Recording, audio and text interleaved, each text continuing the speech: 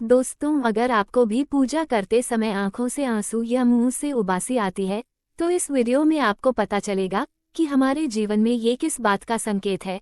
जब हम पूजा पाठ करने बैठते हैं तो हमारी आत्मा का जुड़ाव भगवान के साथ होता है।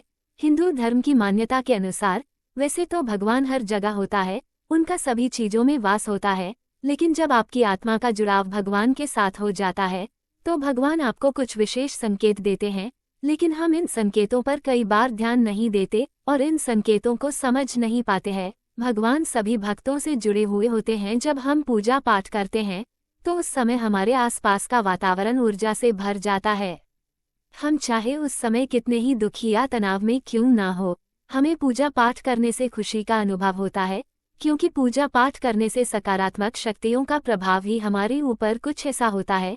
कई बार विद्यार्थी पढ़ते समय माँ सरस्वती जी का ध्यान मन से करते हैं, जिससे उनकी आंखों में आंसू आ जाते हैं और उन्हें नींद आने लग जाती है, जिसका वास्तव में अर्थ होता है माँ सरस्वती जी की कृपा उस विद्यार्थी पर हो रही है।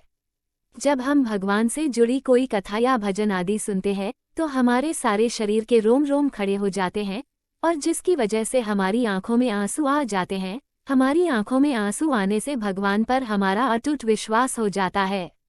अगर दोस्तों आपको भी भगवान का ध्यान या पूजा पाठ करते समय इस प्रकार के संकेत मिलते हैं तो अपने आप समझ जाए कि भगवान आपके साथ होने का आपको कुछ संकेत दे रहे हैं। पूजा पाठ करते समय आंखों में आंसू आना। दोस्तों, अगर आप भगवान की पूजा करते समय ध्यान लगाकर बैठते हैं और आपकी आंखों से अपने आप आंसू निकल आते हैं तो आपको भगवान जी का संकेत है कि आपकी आत्मा का ईश्वरीय शक्ति के साथ मिलन हो चुका है। ऐसे समय में जो भी आपकी मनोकामना हो वो भगवान से मांग लेनी चाहिए। आपको उस समय भगवान के द्वारा फल अवश्य मिलेगा।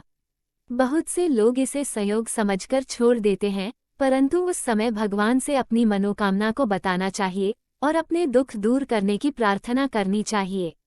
इसके अलावा आंखों में आंसू आना इस बात का भी संकेत है कि आपके मन के अंदर की नेगेटिव ऊर्जा की सफाई हो रही है, अर्थात आपके मन में जो गलत विचार और दुख है वे विचार भगवान के आगे आपके मन से बाहर आ रहे हैं। जलाई हुई ज्योत का बढ़ जाना। दोस्तों, अग्नि पंचतत्वों में से मुख्य मानी जाती है। इसमें भगवान शिव शंकर जी का वास बताया जाता है। अगर पूजा पाठ करते समय आपके सामने रखा दीपक या आरती की ज्योत बढ़ जाए तो भगवान जी आपको ये संकेत देते हैं कि आपके आराध्य देव आपकी भक्ति से प्रसन्न है। ऐसे समय में अपनी मनोकामना भगवान को जरूर बतानी चाहिए, जिससे आपकी मनोकामना भगवान पूरी कर सकें। धूप बत्ती का धुआं आराध्य देव की तरफ जाना। अगर आपके द्वारा लगाई गई धूप बत्ती या अगरबत्ती का धुआं आपके आराध्य देव की प्रतिमा की तरफ जा रहा है तो भगवान का आपको संकेत है कि आपकी पूजा को आपके आराध्य देव ने स्वीकार कर लिया है।